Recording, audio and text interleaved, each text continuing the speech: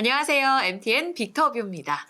외환위기 이후로 외국인들이 이렇게까지 우리 증시에 관심을 가진 적이 있을까요? 관심의 중심에 있는 한국 증시. 장기간 마라톤에서 꾸준히 우리가 글로벌 증시의 주인공이 될 수 있기 위해서 그 상승 조건과 함께 어떤 부분들을 채워나가야 될지 과제에 대한 이야기 오늘 중점적으로 다뤄보겠습니다. 이 이야기를 위해서 아침부터 또 달려와 주셨는데요. 이나무 연세대학교 국제학대학원 교수 모셨습니다. 어서 오세요. 네, 굿모닝입니다. 굿모닝입니다, 교수님. 12월에 이어서 이제 정말 이 정책과 관련돼서 교수님 더 바빠지실 것 같아서 저희가 조금 더 속도 내서 오셨는데요. 오늘 이야기 좀 기대해 보도록 하겠습니다. 학교도 오늘부터 개학이에요. 그렇죠. 더 바빠지시겠습니다. 네. 수업이 내일부터 있습니다. 부럽네요. 그 학생들도 또. 교수님과 함께 이야기를 풀어가 볼 텐데 일단 바로 그 정책 이야기를 다뤄봐야 될 것 같습니다. 지난 2월 말에 1차적으로 예고했던 정부의 기업 밸류업 프로그램 세부안이 발표가 됐는데 외국인들은 이후에도 꾸준히 담고 있고 지난 2월 마지막 거래일까지 그 관심이 지대하구나라는 걸 깨닫게 됐습니다. 교수님은 직후에 B- 평가 주셨더라고요. 제가 학생이라면 좀 서운할 것 같기도 한데 시장에서는 시장 반응보다 좀 후한데 라는 평가도 있습니다. 네. 2월 26일 날 이제 정부가 기업 밸류업 프로그램을 발표했죠. 그래서 네. 이제 그날 저희 한국기업 거버넌스 포럼이 논평을 내면서 간결하게 B- 학점을 줬는데 B-는 이제 공부를 이렇게 잘하는 학생들한테는 안 좋은 학점이지만 그러니까 이제 공부를 열심히 안 한 학생한테는 B-네. 그리고 또 그럴 수도 있어요. 이게 그 댓글을 보다 보니까 재수강도 하기 어려운 학점이다. 맞아요. 그래서 여러 가지 의미가 있는데 네. 국내는 상당히 실망했다고 생각을 하는데 외국에서는 그렇게 생각은 안 해요. 그래서 이제 2월에 8조 넘는 외국인 순매수가 사상 최대치라 그러죠. 우리 월배 기준으로는 그러한 순매수가 이루어졌고 그다음에 이제 정부 부처 사람들하고 얘기를 조금 비공식적으로 자문을 드리고 이렇게 보면 정부는 뭐를 해야 되는지 다 알고 있고 시나리오도 몇 개가 있어요. 근데 약간 불만은 B0, B+도 줄 수 있었는데 2월 말에 발표하는데 6월까지 기다려야지 이제 가이드라인이 확정이 돼야지 이제 기업들이 그걸 갖고 이제 숙제를 하는 거 아니에요, 되게. 근데 3, 4, 5, 6, 4달은 시장에서 너무 긴 기간이다. 그러니까 불확실성을 오히려 키운다. 그래서 실제 작년 말에도 공매도 전격 금지로 엄청난 큰 실수를 해서 국제금융시장에서 한국에 대한 신뢰가 많이 무너졌는데 이번에도 정부가 여러 부처를 다 코디를 하면서 좋은 방향으로 가는데 4달이 너무 길어서 괜히 그 실수를 할까봐 걱정이 돼서 조금 이제 실제 확정안을 발표하는 것은 5월 정도로 한 달이라도 좀 당겼으면 좋겠고 이제 여기서 B-라는 것은 잘하면 A가 될 수 있다는 얘기고 잘못하면 C로도 떨어질 수 있다니까 큰 틀은 프레임워크는 지금 괜찮게 잡았다. 안착을 했다. 근데 여기서부터 이제 앞으로 되게 중요하다. 그래서 금융 수장들이 앞으로 열심히 하는 게 되게 중요합니다. 이제 기말고사까지 기회가 한 번 더 남았다. 이렇게. 다음 학기도 있습니다. 그렇죠. 네. 그 정책의 일환으로 말씀하신 대로 코리아 밸류업 지수를 이제 3분기 중에 발표한다. 가이드라인이 상반기 중에는 이제 확정이 될 거다라고 이야기를 하는데요. 이미 증권가에서는 그 예상 리스트를 짰더라고요. 여기에 대한 투자 의견 좀 어떻게 보시는지. 그러니까 이 주가의 밸류에이션이라는 게 시장 전체를 놓고 보든 개별 기업을 보든 정답은 없습니다. 그러니까 실제 애플이 하루에 10조, 20조 원씩 거래가 되고 삼성전자가 거래가 많을 때 1조 원 이상 거래가 되는 게 다 좋은 기업이라고 생각을 하지만 그날 매매하는 사람은 어떤 사람은 사고 어떤 사람은 팔아서 거래가 수조 원씩 되는 거 아니에요. 밸류에이션이라는 건 정답이 없기 때문에 특히 저평가된 주식이 무엇이냐. 그래서 이제 우리가 밸류업을 찾아야 되는 거 아니에요.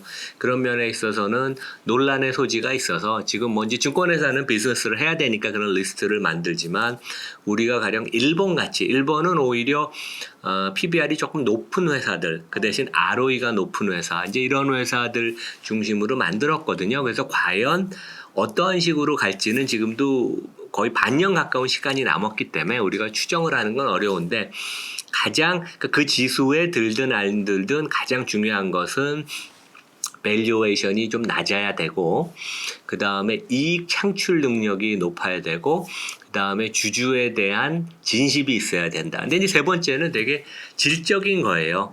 그러니까 판단이 요구가 되는 거기 때문에 그것을 지수로 담는 건 어렵지만 우리 구독자, 청취자분들은 그것을 열심히 공부를 하면 판단을 할 수 있잖아요. 이 회사는 좀 진심이 있거나 아니면 진심이 없다가 바뀌어서 이제 진심이 있을 수도 있습니다. 왜냐하면 많은 기업들이 뭔가 좀 해야 된다고 지금 부담을 느끼고 있거든요. 그래서 너무 우리가 딱 짜서 그것에 맞춰서 하는 것보다는 좀 이렇게 다이내믹하게 유연하게 생각을 하는 게 더 중요하다고 보입니다.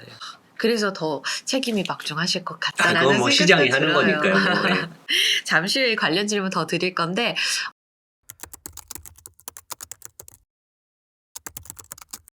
진짜 이렇게 예상하실 수 있나 싶을 정도로 지난 12월 19일에 저희 빅터뷰 찾아주셨을 때 그 배당 관점으로 현대차 우선주랑 주요 금융지주사 관심 있게 보자라는 말씀을 하셨는데 1월 말쯤부터 이 기업 밸류어 프로그램 이야기가 나오기 시작했으니까 이미 예견을 하셨던 것인지 지금 그 이야기가 나오고 나서 현대차 우선주가 그 당시에만 해도 한 11만 원, 지금 16만 원까지 튀어 올랐단 그런가요? 말이죠. 그렇죠. 네, 교수님. 여기에 대해서 제일 궁금했어요. 한 40%까지 현대차 우선주는 올라오고 주요 금융지주사도 하나금융지주가 제일 많이 올랐는데 한 30%가량 올해만 들어서 이렇게 2달 동안 올랐더라고요. 지금 기업들 어떻게 평가하세요? 이들? 그러니까 현대차 우선주는 그 제 유튜브나 방송에서는 1년 반 전부터 추천을 했었습니다. 꾸준히.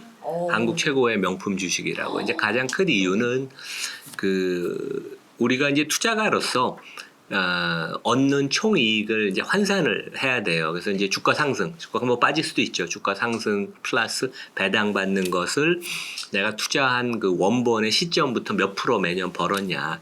그런 관점에서 보면 1년 반 전에도 그렇고 작년 말에도 현대차 우선주는 3가지 주식이 있습니다. 그냥 우선주, 2우선주, 3우선주. 근데 셋 다 공이 배당 수익률이 한 10% 가까이 됐어요. 그러면 일단 내가 뭐 주가 하락의 리스크는 있지만 배당 수익률로 10%를 먹고 들어가니까 물론 배당이 보장된 건 아니죠. 근데 현대차가 잘하고 있으니까. 그래서 이 회사는 전 세계 자동차 회사 치고도 성장을 잘하는 데다가 동시에 배당 수익률이 10%가 되니까 그런 조건을 컨비네이션을 갖춘 종목은 대한민국에 1%도 안 됩니다. 그 상위 1%에 드는 거죠. 이제 그런 관점에서 얘기를 했던 거고 지금도 상당히 어느 정도는 유효하다고 생각을 해요. 왜냐하면 주가가 많이 올랐으니까 배당 수익률은 좀 내려갔겠지만 자동차 회사로서 현대 자동차가 되게 잘하고 있고 재벌 총수치구 중에서는 그래서 정의선 회장이 조금 주주에 대해서 그런 진정성이 좀 있는 걸로 저는 나름대로 생각을 해요. 그래서 그런 면에 있어서는 뭐 지금 워낙 단기 급등을 해서 주가가 좀 쉬어갈 수도 있지만 아직까지 저평가 현상은 계속 유효하다. 금융도 마찬가지입니다. 이제 금융도 원래는 지금보다 주가가 훨씬 높았어야 되는데 작년 말 대비 주가가 못 올랐던 이유는 감독 당국에서 이제 주주 환원하는 것을 조금 제한을 걸었었죠. 근데 이제 결국 그 부분이 너무 과도하면 주주의 권리를 침해하는 그러한 생각이 공감대가 형성이 됨으로써 작년 말 올해 연초에도 이제 작년 이익에 대해서 배당하는 부분을 조금 유연하게 정부가 간섭을 좀 덜 하고 앞으로 그런 스탠스는 올해 내년 후년에도 계속 된다면 결국 많은 지금 금융 지주사들이 메리츠 금융의 주주 환원율 50%까지 올라갈 수 있다고 보입니다. 그러면 상당히 업사이드가 지금 많다고 보이죠. 예. 그래서 제 생각에는 큰 그림은 유효하다 그렇게 봅니다.